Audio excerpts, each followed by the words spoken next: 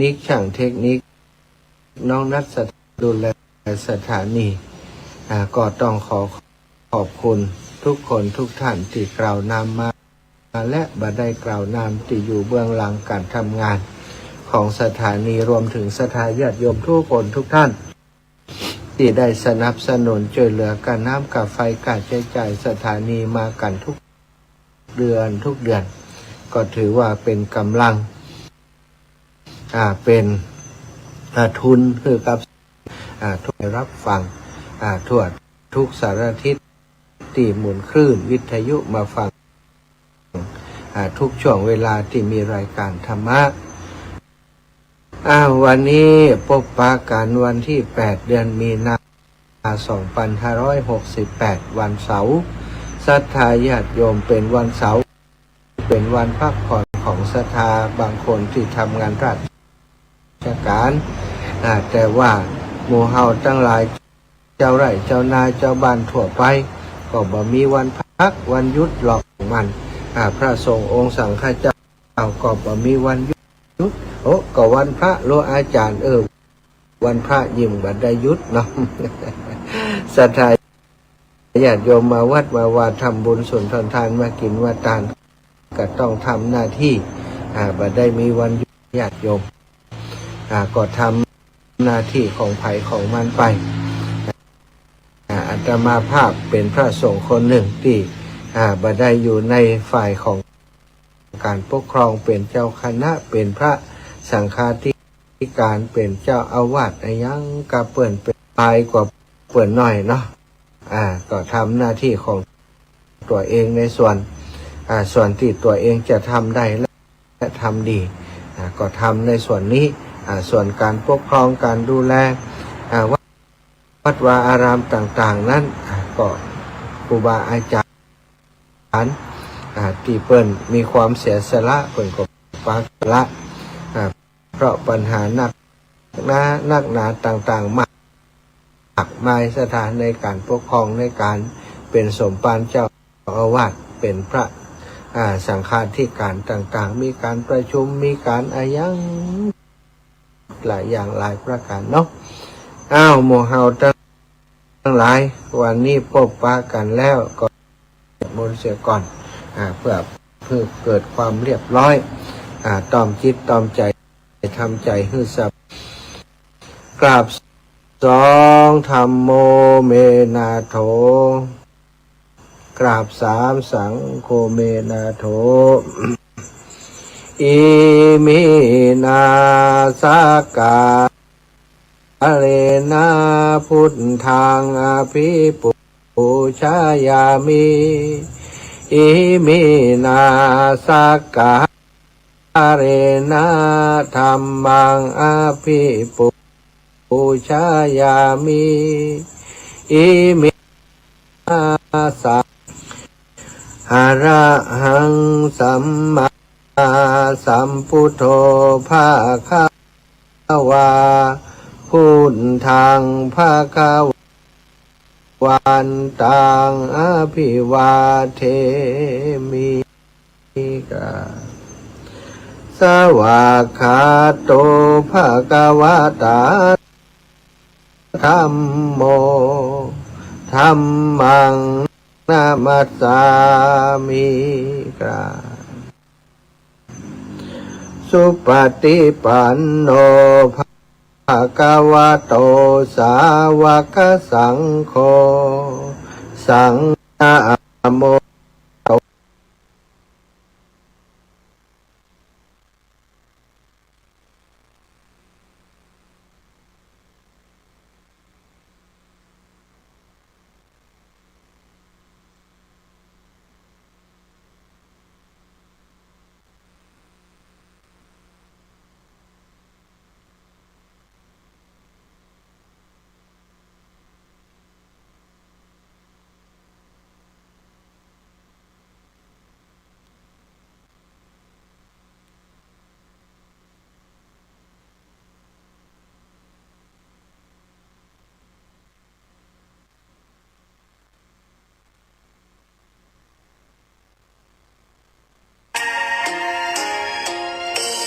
ตาติยัมปิธัมมังสาร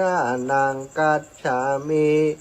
ตาติยัมปิสังฆังสารนังกัจฉามิ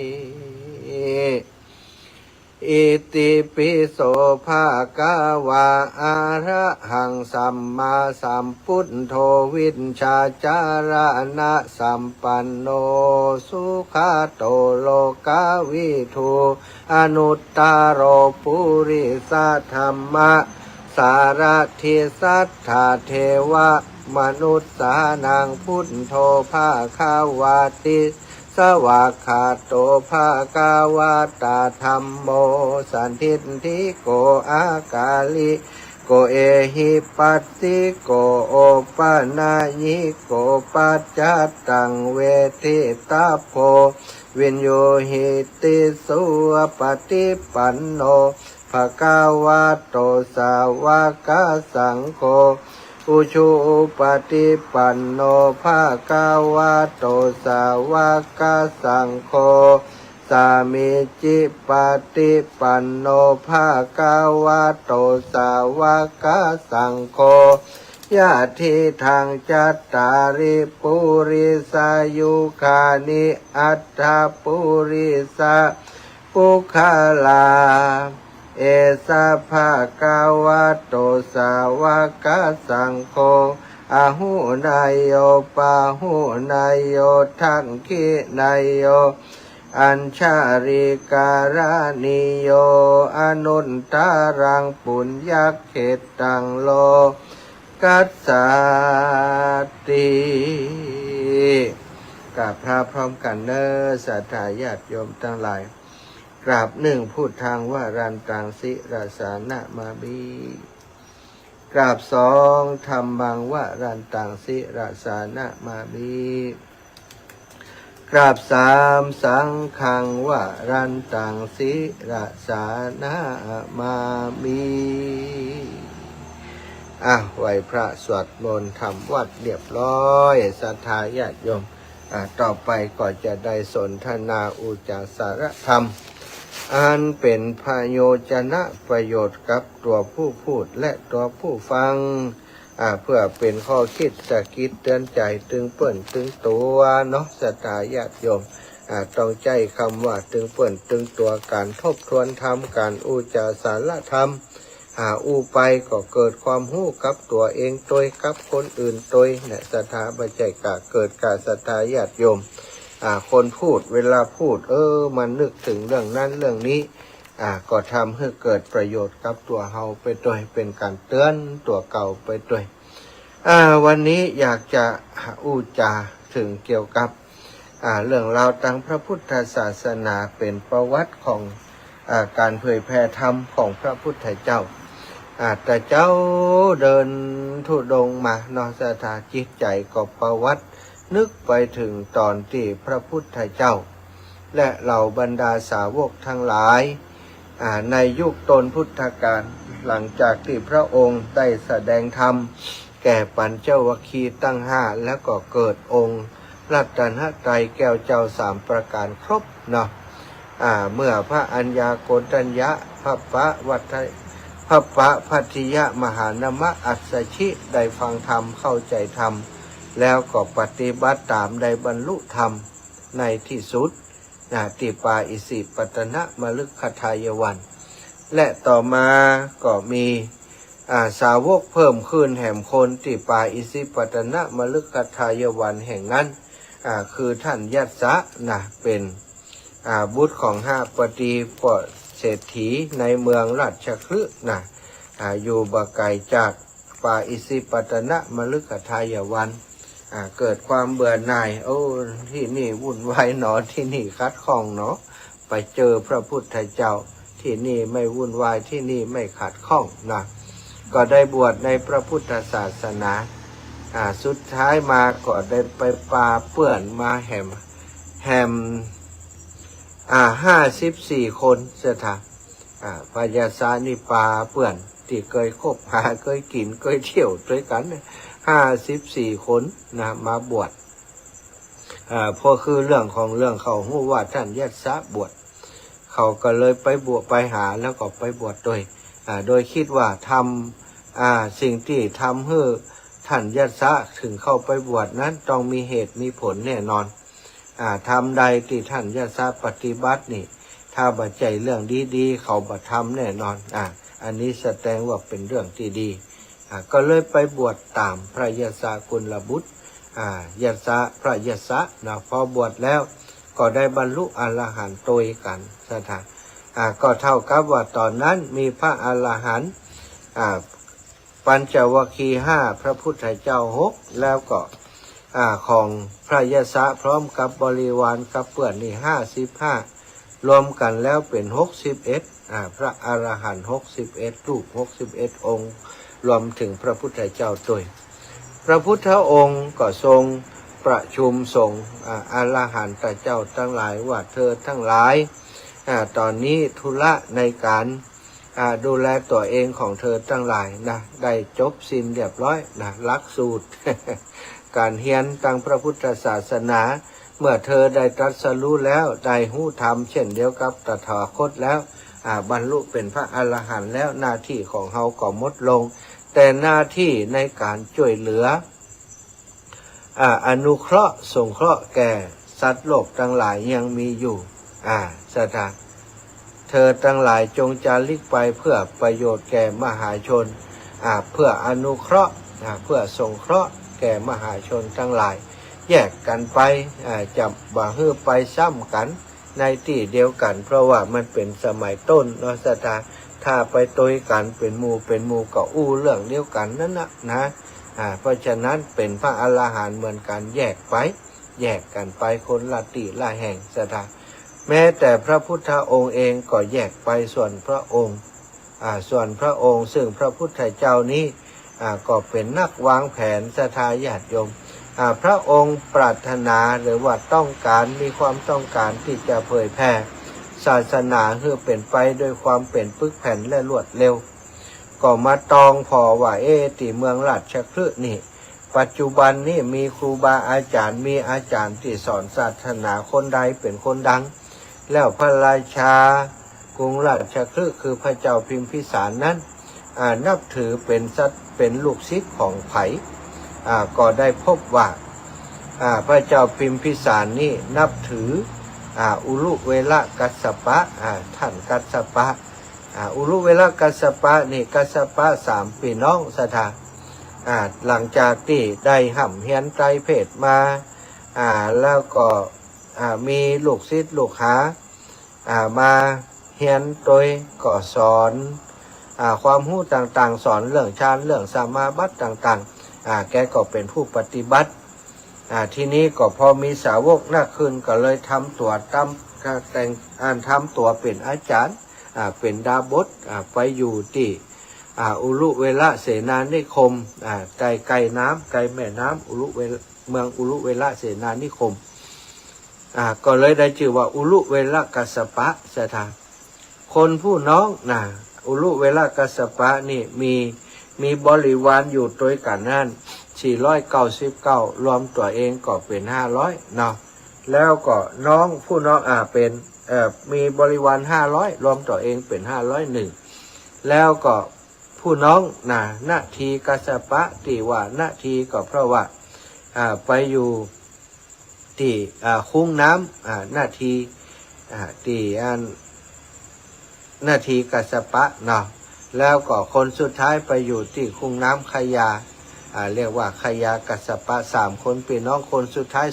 200อาย500มีบริวาร500น้องมีบริวารน้องคนที่2บริวาร3น้องคนที่3บริวาร200พระพุทธองค์พิจารณาหันแล้วว่าพระเจ้าพิมพิสารนี่นับถือ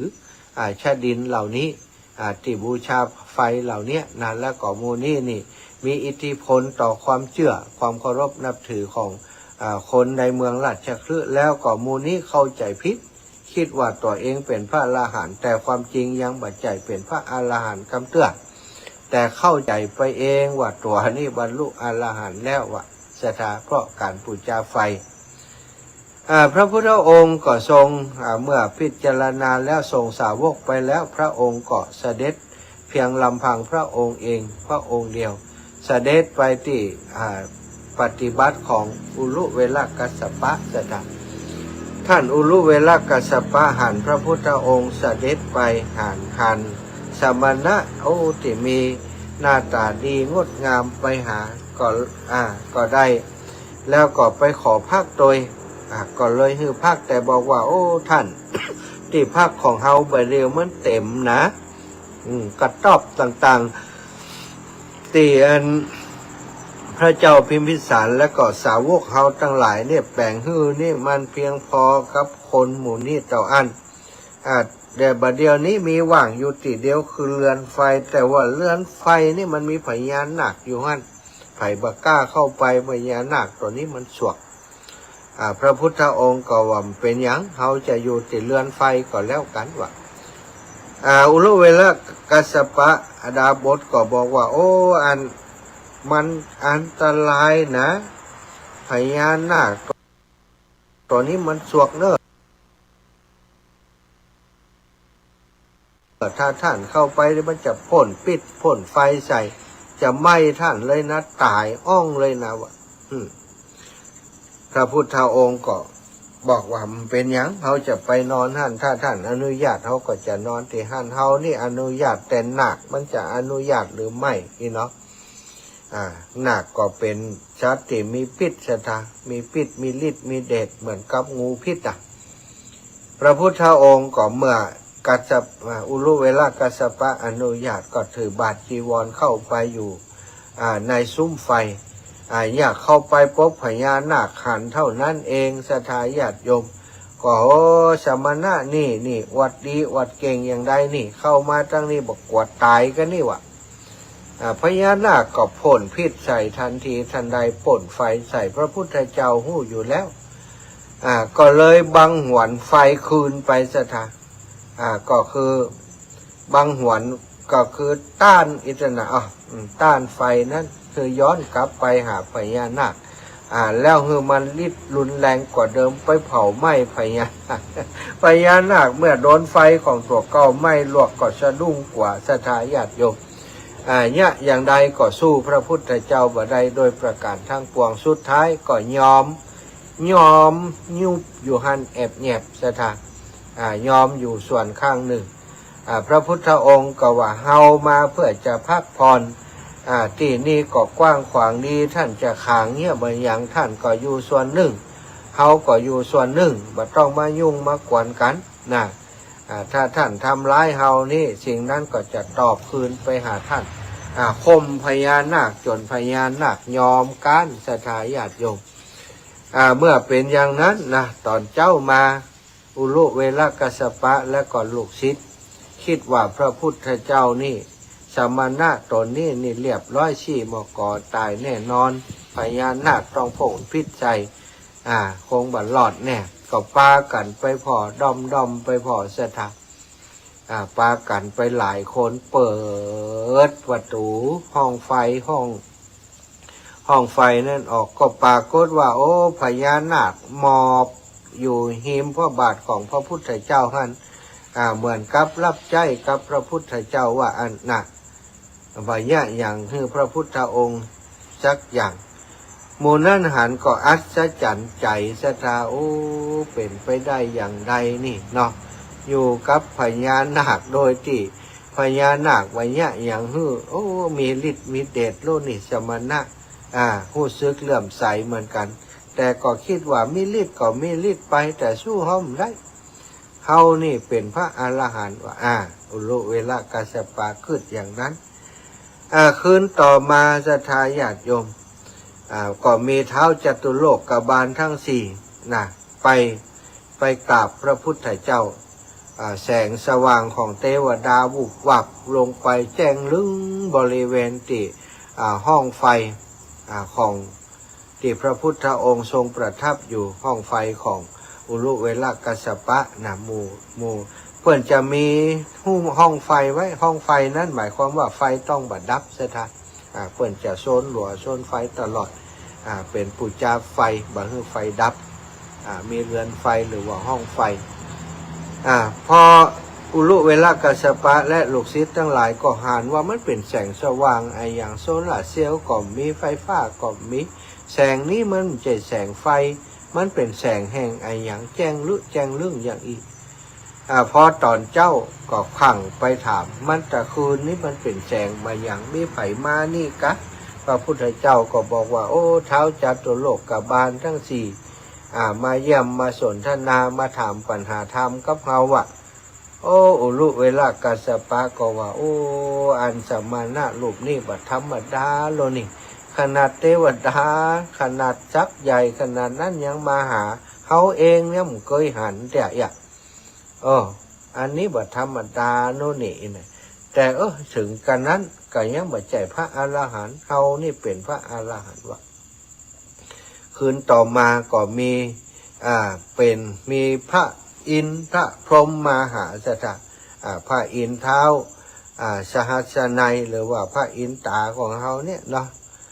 พระอินทร์ลงมาหาโอ้ช่ำแจ้งกว่าเก่าวะสถาบริเวณนั้นแจ้งไปไกลคนทั้งหลายอยู่ที่ไหนก็หาความสว่างที่พระอินทร์และเหล่าเทวดาลงมาถามปัญหาพระพุทธเจ้าพอรุ่งเช้ามาก็ถามไผมาโอ้พระอินทร์มาพระอินทร์ยังมาหาท่านกะไอ้นี่บัดธรรมดาเฮ้ยสมณะนี่เก่งนักแกเฮ้ยวะแต่ว่าก็ย่ำใจอรหันต์เฮานี่เป็นอรหันต์วะเนี่ยเข้าใจว่าตัวเองเป็นพระอรหันต์ต่อมาแห่มคืนหนึ่งก็มีเท้ามหาพรหมมาสถาเต้าซ้ำแจ้งกว่าเก่ากว่าเดิมแจ้งมาเจ้ามาก็ไปถามแหมถามไผมาเท้ามหาพรหมหาเท้ามหาพรหมคำแล้วบัดธรรมดาสมณะองค์นี้มีฤทธิ์มีเดชนักหนาแต่ก็ย่ำใหญ่พระอรหันต์เถอะเกิดอย่างนั้นสถานพอแห่มวันหนึ่งก็เป็นเหมือนกับเป็นวันพระนอสถานวันประเพณีประเพณีประจำปีของลูกศิษย์ลูกหาของดาบสทั้งหลายจะมาไหว้มาสาดาบสอุลุเวลากัสสปะและเหล่าดาบส500 องค์นั่นมีประเพณีไหว้อันนี้ด้วยกันไหว้ปูชาไฟด้วยกันดาบสอุลุเวลาดาบสก็มาคิดว่าถ้าสมณะตนนี้อยู่นี่หมู่ลูกศิษย์ลูกหาเฮาทั้งหลายมาถ้าหันสมณะรูปนี้นี่ดีบ่ดีจะไปเลื่อมใสเห็นอันนี้ถ้าเป็นกังวลใจเนี่ยอย่างใดดีแต่ก็บอกหู้ใจเนี่ยอย่างใดเพราะคงเป็นอย่างอยากเกิดในใจพระพุทธองค์หู้ความคิดของอุลุเวลากัสสปะดาบสเป็นอย่างดีก็เลยว่าเจ้าวันนั้นพระองค์ก็บาอยู่ที่หันเสด็จไปบิณฑบาตยังแคว้นอุลุเรียกว่าอุลุกุลุตระทวีปสถานอุตระกุลุทวีปอุดร ไปบิณฑบาตที่อุดรอุตระกุลุทวีปก็คือทวีปที่ไกลอยู่ในป่าหิมพานต์นะไปบิณฑบาตที่ปุ่นที่ป่าหิมพานต์เมืองไก่พ้นไปเลยไปได้ของวิเศษอย่างมากมายที่อุตระกุลุทวีปเมื่อถึงตอนค่ำตอนนี้ก็ปิกมาสถาปิกกลับมาเมื่อปิกกลับมาก่อนลูกศิษย์ของอุลุเวลากัสสปะไปหมดแล้วสถาอุลุเวลากัสสปะก็ถามว่าวันนี้ไปทางใดนี่หันมาบิณฑบาตที่นี่มาฉันด้วยกันเปิ่นมากันนี่ทึพระพุทธองค์ว่าก็ท่านปรารถนาจะให้เขาอยู่เพราะกลัวว่าคนตั้งหลายลูกศิษย์แห่งท่านจะมานับถือเขาไม่ใช่กะเขาก็เลยไปบิณฑบาตที่อุตระกุลุทวีปพอได้ยินอย่างท่านไปถึงพุ่นเลยกะไปได้อย่างใดนี่เหาะไปเนาะเหาะไปอย่างนั้นได้ของได้ดอกบัวสวรรค์ได้อย่างมาฮืออุลุเวลากัสสปะดูพร้อมลูกศิษย์ลูกหาและอุลุเวลากัสสปะพอหันอย่างอันก็อัศจรรย์ใจพระพุทธองค์ก็เพื่อจะ ทำให้อุลุเวลากัสสปะนี้ยอมรับความจริงพระองค์ก็ตรัสว่าท่านอย่าได้เข้าใจว่าตัวเองเป็นอรหันต์ความจริงนั้นท่านยังบ่เป็นพระอรหันต์ทำใดที่จะทำให้เป็นพระอรหันต์ท่านยังบ่รู้เลยถ้าท่านอยากจะรู้ความเป็นอรหันต์เราจะบอกให้ว่าพระพุทธองค์ก็ทรงตรัสสอนอุลุเวลากัสสปะให้ได้รับฟังให้ฟังอุลุเวลากัสสปะว่าโอ้เฮาปูจาไฟขนาดนี้เฮายังบ่ใจอรหันต์เถอะกะพระพุทธองค์ก็ทรงบอกอุลุเวลากัสสปะให้เข้าใจว่าท่านปูจาไฟโดยต้องการให้เทวดามาช่วยเปรียบเสมือนคนคนหนึ่งที่ยืนอยู่ริมถ้าท่านจะข้ามน้ำมีแม่น้ำสายหนึ่งผ่านหน้าเฮาเนี่ยวิธีการจะข้ามไปน้ำฝั่งทางพุทธนี่เนี่ยอย่างไรอุลุเวลากัสสปะว่าถ้าน้ำมันบ่เลิกก็ข้ามไปกะเตียวข้ามไปถ้าน้ำมันเลิกลบถ้าน้ำมันเลิกก็เอาเรือไปกะถูกต้องแต่ถ้ามีคนคนหนึ่งบ่เดินลงไปลบแล้วก็บ่เอาเรือลบเขายืนอยู่ที่ฝั่งทางนี้แล้วก็เรียกร้องให้เทวดามาช่วยโดยการปูจาไฟก็ดีโดยการเนี่ยไอหยังก็แล้วแต่ก็ดีเพื่อจะให้เทวดาชอบใจแล้วทำให้ฝั่งนาทีฝั่งปุ้นมาโจรกับฝั่งนี้ท่านว่าจะเป็นไปได้ก่อนโอ้อุลุเวลากัสสปะพอได้ฟังอย่างอันก็ตาแตกเลยตื่นเลยสะทะมีดวงตาหันธรรมเลยโอ้เฮาสำคัญตัวพิษว่าตัวเองเป็นอรหันต์บัดเดียวนี้กลายเป็นอรหอยไปแล้วบัดใจอรหันต์แล้วยอมตัวต่อพระพุทธเจ้าพระพุทธองค์ก็ทรงตรัสสอนอนุปุพพิกถาไหลเข้ามาจนทำให้อุลุเวลากัสสปะได้มีดวงตาหันธรรมแล้วก็ขอบวชในพุทธศาสนาท่านอุลุเวลากัสสปะก็บอกห้องลูกศิษย์ทั้งหลายมาบัดเดี๋ยวนี้เขาจะบวชในศาสนาของพระสมณะโคดมเธอทั้งหลายมีความประสงค์จะบวชก็บวชถ้ามีความประสงค์จะปูจาไฟจะไปที่อื่นก็สุดแท้แต่เธอทั้งหลายหมู่ลูกศิษย์ทั้งหลายว่าโอ้ผมนี่ใครติดตามสมณะรูปนี้ตั้งแต่ครั้งแรกที่หันเปิ่นปราบพญานาคแล้วครับว่า แต่ว่าเก่งใจอาจารย์บัดเดียวถ้าอาจารย์บวชผมก็บวชนะปากันบวชมดสถานปากันบวชมดตัดผมปงผมร้อยบริขารของชาดินตั้งหลายออกไปมดนะผ้ากาสวะเกิดขึ้นกับดาบททั้งหลายโดยอำนาจแห่งบุญที่เกิดสร้างสมมาก่อนสุดท้ายก็ได้บวชในพุทธศาสนานะสถานเมื่อน้องถึง2 คนที่อยู่ท้ายน้ำนะสถานน้อง2 คนนาทีกัสสปะขยากัสสปะอยู่ท้ายน้ำเนาะหันบริขารของปีอ้ายลอยมาโอ้เขาไผ่ปีอ้ายเป็นอะไรอย่างกะโอ้ลำบากแล้วก็มีคนไปปล้นไปฆ่าปีอ้ายเฮาเห็นแล้วก็ลอยบริขารมาอย่างอีกหันที่จะบดีแน่แล้วปากันขึ้นมาพอปีอ้ายสนะ300 คนขั้นนาทีกัสสปะขึ้นมาเมื่อมาหันปีอ้ายบวชก็ถามไทยแล้วก็ฟังธรรมจากพระพุทธเจ้าก็บวชโดยบวชแล้วก็ลอยบริขารไปแห่งบริขารของทั้งหมดก็ลอยไปหาขยากัสสปะก็โตยขึ้นมาแห่ม200กับ1 คนสถานแล้วก็มาเหมือนเดิม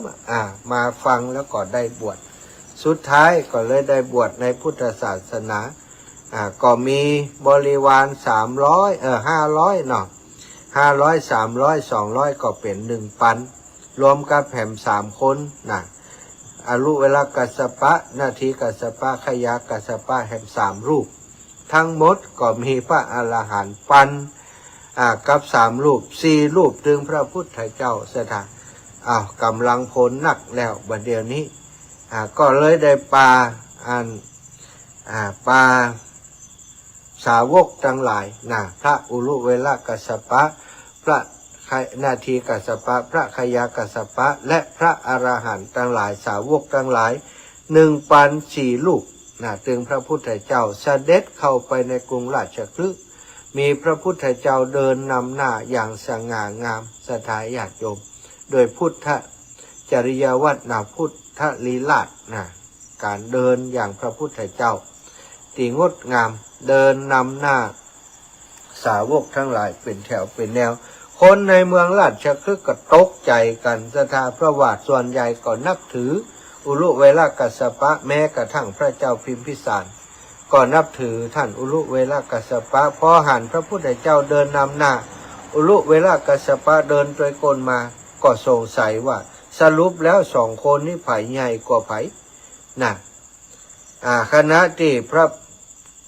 ะพุทธเจ้าพระเจ้าพิมพิสารและ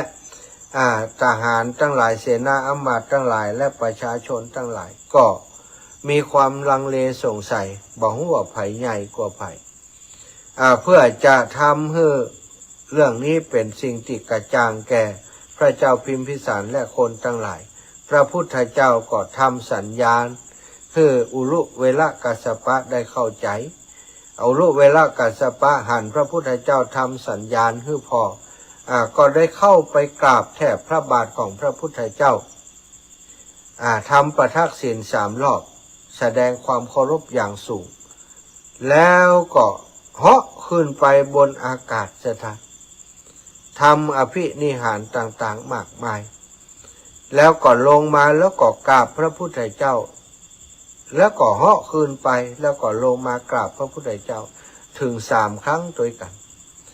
พระเจ้าพิมพิสารและบริวารทั้งหลายหันอย่างนั้นก็เกิด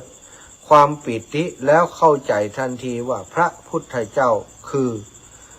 ศาสดาคือครูของดาบสทั้งหลายเมื่อดาบสทั้งหลายที่เขาเลื่อมใสนับถือพระพุทธเจ้าแล้วเฮาบ่นับถือได้อย่างไรศรัทธาคนทั้งหลายก็เลยสิโลลาภกราบพระพุทธองค์พระพุทธองค์ก็เลยแสดงธรรมให้ฟังเรียกว่าอนุปุพพีกถาแสดงปุ๊บเนี่ยพระเจ้าพิมพิสารและบริวารที่มีบุญก็ได้มีดวงตาหันธรรมเป็นพระโสดาบันส่วนนอกนั้นที่ยังบ่ได้เป็นพระโสดาบันแต่ว่าก็ได้เข้าถึงความเป็นพุทธศาสนิกชนเข้าถึงพระรัตนตรัยเป็นสรณะที่พึ่งต่อมาบางคนก็เข้ามาบวชบางคนก็ได้บรรลุธรรมเป็นพระอริยบุคคลตามลำดับขั้นถ้าฟังธรรมต่อไปอย่างนี้ศรัทธาอันนี้คือยุคสมัยช่วงแรกของการประกาศศาสนาเขาจะหันว่าพระพุทธองค์นี่มีกุศโลบายติบัติธรรมดาถ้าเพียงลำพังพระองค์เดียวเสด็จไปที่เมืองราชคฤห์ประชาชนก็คงบ่ได้ฮื้อการต้อนรับเปิดกระเลิกอย่างนั้นคนมาเป็นล้านคนทั่วบริเวณอยู่ในเมืองฮันนี่มาหมดอิตนะเพราะว่าหัน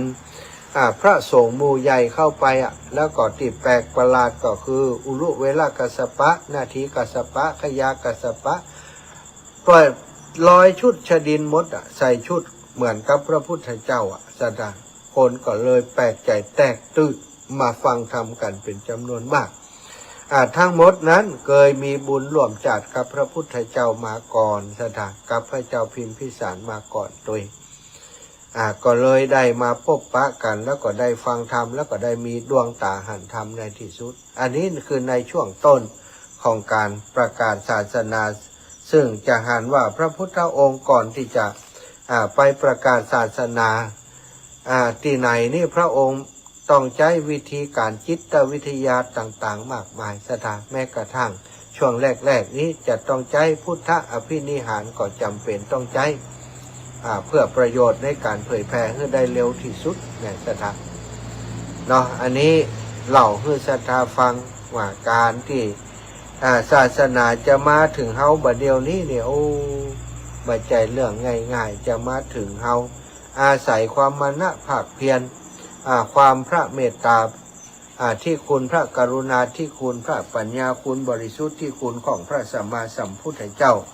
ตลอดคือคุณของพระอรหันตเจ้าทั้งหลายที่ช่วยกัน สืบต่อเฮียนหู้นะส่งต่อความรู้ต่างๆอันเป็นธรรมเป็นวินัยมาหาหมู่เฮาทั้งหลายจนทุกวันนี้เฮาทั้งหลายก็มีหน้าที่ที่จะส่งต่อเนาะทำหน้าที่ของพระสงฆ์ก็ทำหน้าที่เผยแผ่ศรัทธาญาติโยมทำหน้าที่อุปถัมภ์ดูแลพระสงฆ์สร้างสร้างศาสนาทายาทช่วยกันเนาะอันนี้เป็นสารธรรมนำมาฝากนำมาแบ่งปันในวันนี้นะวันนี้ก็ได้เดินธุดงค์ตั้งแต่ตอนเช้าสตา6 โมงวันนี้ออกเจ้าตั้งแต่มืดนะกลัวว่าตอนค่ำมันจะบ่ถึงที่พักนะถ้าบ่ออก6 โมงนี่จะถึงนี่ค่ำเลยสตาแสดงว่าวางแผนได้ถูกต้อง เอาเป็นเรียกว่าเอาสัมผัสที่6 ว่าคิดว่าวันนี้ระยะทางเข้าทางจะไกลต้องเดินออกแต่เจ้านะก็ได้ระยะทางประมาณ26 กิโลวันนี้ได้มาถึงตีบสุสานป่าจ้าบ้านทุ่งเจริญตำบลแม่มางอำเภอเชียงม่วนจังหวัดพะเยาซะจ้ะตำบลบ้านมางตำบลบ้านมางเนาะตำบลบ้านมางชื่อแปลกๆมันกับตำบลบ้านเปิ่นเนาะบ้านมางบ้านซะผ่านตำบลบ้านซะมาแล้วก็เข้าสู่ผ่านตำบลปงแต่เจ้าเนาะจากตำบลปงมาตำบลบ้านซะแล้วก็มาถึงตำบลมางวันนี้เดินลัดตัดดอยตัดเขาเต้าซะจ้ะก็ได้อาหารที่ญาติโยมเปิ่นนั้นชาวเมืองเชียงลุงอยู่อำเภอเชียงลุงผ่านเชียงคำมาดูผ่านโป่งมาเก็บผักหวานที่ มาเก็บผักหวานที่ตำบลโป่งเพื่อว่าโอ้สถานสุดซอยต่างเพศเปิ่นมาหันอาตมาเดินอยู่กลางป่าเปิ่นก็เลยจอดรถเอากับข้าวกับผ้าเอาอาหารมาถวายโอ้ถ้ามีเปิ่นถวายกระจบคำได้ฉันตอนเจ้าอาสตาเพราะมันผ่านป่าเนาะก็จนมาถึงที่นี่ด้วยความปลอดภัยตอนนี้พักเรียบร้อยอยู่สุสานป่าจ้าวันนี้ก็สบายละตั้งแต่นี้ไปเนาะก็คือวันผูกแหมวันอิตนะวันผูกวันผูกอย่างนี้ไปใจอย่างวันผูกก็ได้พักผ่อนวันอาทิตย์เนาะจากนี้ไปป้นวันที่7ก็สบายใจละสถานวันที่1วันที่7นี่จะต้องนอนดึกปุ้นนอน4 ทุ่มไป5 ทุ่มเพราะว่าต้องดูแลรายการไปคลื่นสีขาวแต่วันนี้นี่จัดรายการเสร็จก็จะพักผ่อนแล้วเนอะเอาศรัทธาญาติโยมตะกี้มีคนเริ่มโทรมาหาแล้ว แต่ว่าบันไดฮับเปิ่นเนาะเปิ่นบอกว่าจะมาจัดรายการโทรมาจากทางเชียงใหม่ทางดอยหล่อทางพะเยาทางอย่างไรตี0808844173เนอะโทรได้แล้ว0808844173โทรได้เลยตะกี้มีไผเนาะก็แม่น้อมสุภาวงศ์เนอะขออภัยบันไดฮับนะแม่น้อมเนื่องจากว่ากำลังจัดรายการแม่ลิบันโทโตยเนอะแม่ลิบันโทโตยโทรมาได้เนอะ0808844173โอ้บัดเดียวไฟก็ไหม้กันนักลำปางก็ไหม้กันแท้กันว่าเนาะจะทาที่บ้านอาตมาก็ไหม้เนอะเจริญปอนแม่พวงพกาไม่ปะกันเมินจัดเมินแล้วได้ยินเสียงท่านด่ะน้องนิ้วเห็นบอกสบายอ่อนแอดอย่างก็บอกไอ้แม่อันแม่จะรอฟังถ้าท่านไปถึงน่านเนาะไปถึงที่เวียงสาเพราะว่าหลานแม่มีร้านอาหารที่ห้านจ้ะกะเวียงสานะถ้าท่านถึงเวียงสาบ้าใจเดี๋ยวแม่จะโทรไปบอกขึ้นหลานจ้ะกะกินข้าวลำสักมื้อเนาะเดี๋ยวเพิ่นมีร้านอาหารกันด้วยท่านเพิ่นมีรีสอร์ทนั่นโดยดีกันแม่จะได้บอกว่าถ้าท่านไปถึงห้านอันเป็นอาหารเพลคือท่านเนอร์อย่างเนาะเจ้าจะแน่ไปตัดอาหารเพลเนาะอำเภอเวียงสาพอดีกะ มีที่กาดเวียงสา โอ้ นะ ที่ ถ้าก าด ไปถึงที่ตลาดเนาะแล้วจะเลี้ยวขวาที่สะพานไปถึงแบบว่าข้ามสะพานไปเสื้อ ต้องมีลายสะพานเดินไปเหนือห้ำน้อยเพื่อจะเปลี่ยนนั้นเพื่อจะตีป้ายว่าร้านขุนเขาร้านขุนเขาจะเพิ่นปลดเกษียณละเพิ่นเป็นอาจารย์นั้นอยู่ปุ้นอยากหลานแม่ไปเป็นครูปุ้นแล้วก็ได้แฟนปุ้นเนาะอ๋อจ้าอ่ะเดี๋ยวก็ถ้าไปถึงปุ้นจะบอกแม่เนอะเจ้าแล้วแม่ได้โทรบอกเพื่อนหลานเนอะสาธุบุญฮักษาแม่เนอะเจ้าท่านสบายดีกว่าเจ้าสบายดีโยมแม่เจ้าสาธุมันเป็นห่วงเหมือนกันนะสาธุอย่างวันสุดท้ายแล้วจ้ากับเนี่ยจะยั้งแล้วจ้าโอ้ไปยังเอาโจรมดแทงก็ได้ทำทุกปีน้องสาวแม่ว่าปล่อยเพิ่นกลับมาก่อนค่อยโอนเข้าไปหอมแหมเจ้าดีแม่รอช่วงพุ่นก่อนช่วงนี้ก็ฟังไปเอาเนาะอนุโมทนาเอาเนอะเจ้าบุญฮักษาแม่ขออนุญาตทับสายวังเหนือกับเจ้าเจริญปอนพี่น้องวังเหนือพรรษาเจ้านะอาจารย์ว่าได้เดี๋ยวก็ถึงไหนก็เจ้าอำเภอเชียงม่วนดีก็เจ้าเชียงม่วนตำบลใกล้จะถึงอำเภอแล้วแม่แฮมสัก30 กิโลนะขอให้จบดีนะสุขภาพแข็งแรงนะจ๊ะสุขภาพนะเจ้าแม่เป็นห่วงอยู่เจ้าบุญรักษาเจ้ากำลังใจนะเจ้าบุญรักษาเด้อเจ้าอันนี้เบอร์ใหม่จากที่ไหนเอ่ย8757เจ้าฮะอันนี้เบอร์ใหม่จากที่ไหนเอ่ยพระอาจารย์เจ้าอีแม่ต้องปิดวิทยุก่อนแม่เสียงมันออกขนาดจ้าอันนี้แม่อยู่แม่โจ้นะอันนี้แม่ยังแม่โจนี่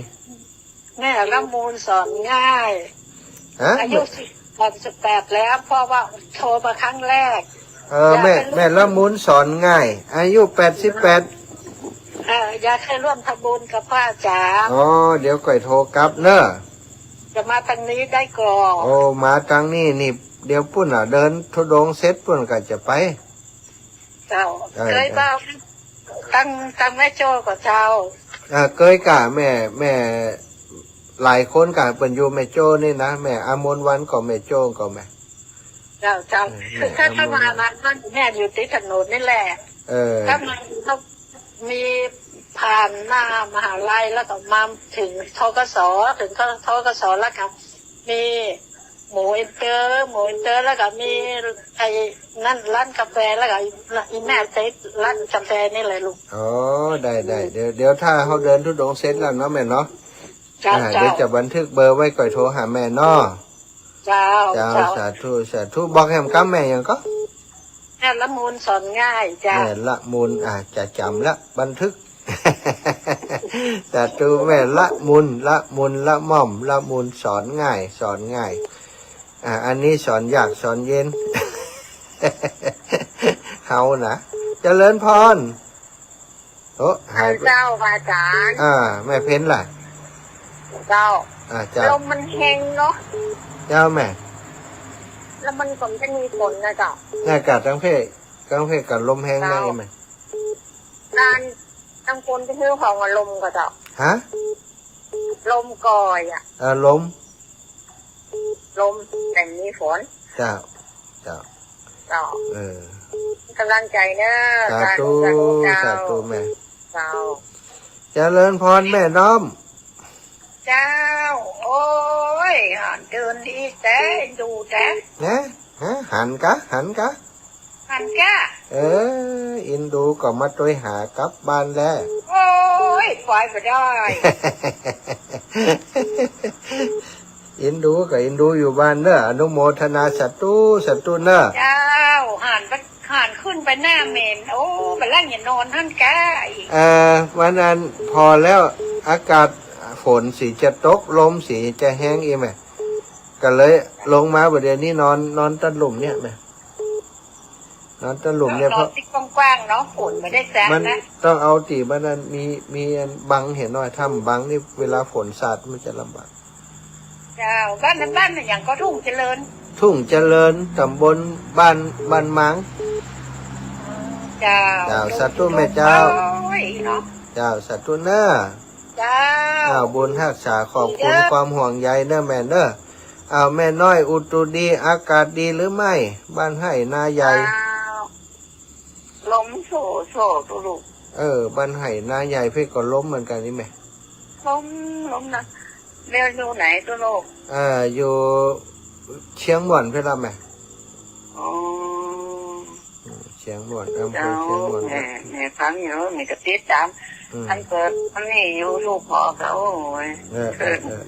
จ้าขอบคุณนี่แม่เนอมีสุขนะลูกเนอเจ้าสัตว์ตู้เจ้าแม่แก้ว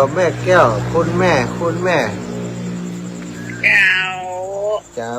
ม่วงชุกซุกคนเตี้ยผูกไปแอวละไอ้ยะไหนไม่แอวไหนแอวบ้านลูกก็เราเป็นที่ความม่วงล่ะออกก็ปีนี่ออกดีก็ม่วงออกเจ็บดีมันผูกไปแอวกันนั่นสักคืน2 คืนกันเดี๋ยวจะช่วยขายเนอะจะมาข่าวขายในรายการนี่อันเป็นยื้ออย่างซะอันแล้วตอนวันได้ยื้ออย่างซะได้ลูกอ่ะจะเจ้ากะเลยสันหลังลงข้างในไปเลยอย่างลงไปป่าตัวป่าเข้ามากินตีนนะเจ้าไอ้แม่สุมาตะมาต่อตีนตุ๊บตับดูโอ้ยมันแทบจะหิวอีกกันเนาะหิวนึกว่าอาหารมันอะไรนั่นป่าลุกตัวจันใหญ่โอ้คนมาพบหน่องงั้นกุ้งกันกันถ้ามันใครกินลงไปสุมาตะลงไปล่างเท้าล่างอย่างท่านให้มันเย็นนะเพราะว่าพอลุกเนี่ยเป็นไหลลงแต่ซะคนเลยคนลึกในอากาศลึกเกี่ยมไผ่ก็แม่ลึกแต่ลึกยังไงพวกแต่ตัวเนอบุญรักษาเป็นกำลังใจให้แม่จ้ะไปดอยสะเก็ดก่อนเก็บวันนี้ก็วันนี้เก็บกาแฟก็วันนี้ไปงานของอบต.จ้าดอกเชี่ยวบานดอกเชี่ยวบานบ้านป่าเมี่ยเชี่ยวบานร้านกาแฟเนี่ยร้านกาแฟดอกเชี่ยวบานแลกับเนี่ยแลกาแฟจำได้ไปนึกว่าไปพื้นเดียวจะได้มาเพราะ3 โมงฝ่ายจำมันไปแล้วเขารวมงานเปิดเนาะแม่แล้วเปิดตั้งตะวันฉลองแล้ววันนี้เปิด2 ผู้ว่าข้ามาเปิดงานกับนายอำเภอเจ้าเนี่ยฝนจะตกนะระวังไว้เนอะเจ้าสัตว์ตุนได้ไหมเนอะเจ้าเป็นห่วงนะเจ้ายายพรมาแล้วก็พูดเลยก็มาแล้วมันโทรผมได้กะง่อมกะมันง่อมนะบ้าแม่ง่อมแม่ง่อมนะเราเฉยใหญ่เนี่ยผมไม่ง่อมก่อนโอ้โหลมสบายวันนี้เดินก็ลมโชยตลอดวันยังเข้าแผ่นในดอยวุ้นเข้าแผ่นในดอยในไห่ในขอนท่านบุกเก็บเขาหวานมาด้วยโอ้ทานมีคนแกงก็จะเก็บไปเขากะเก็บมันคือแค่ท้าแกงก็น่ากะกระเป๋าก็ดีสบายสปะสเปรย์ยามมันป่ออีกแต่อินเนอร์บายยายพรพี่ไอ้ล่อแว่นเดียวมาช่วยปันกันฟ้องแม่บุญนักอุทิเดชเจริญพรเป็นห่วงอยู่เด้อดีแล้วเจ้าบุญรักษานะแม่บุญรักษาเทวดาคุ้มครองขอตลอดปลอดภัยทุกโมสถานเป็นห่วงทุกคนเลยเจ้าสาธุดีแล้วบุญรักษาเนื้อแม่เน้อเราละขอจ่ายอื่นๆพักก่อนเด้อเนื่องจากว่าเวลาหมดแล้วก็หมดเวลาก็จักได้นำรายการจากลาศรัทธาไปด้วยเวลาเพียงเท่านี้ขอความสุขสัสดีจงมีแก่ศรัทธาสาธุชนคนดีทุกคนทุกท่านเน้อยัตตาโรธรรมาวัฏันติอายุวันโนสุขัง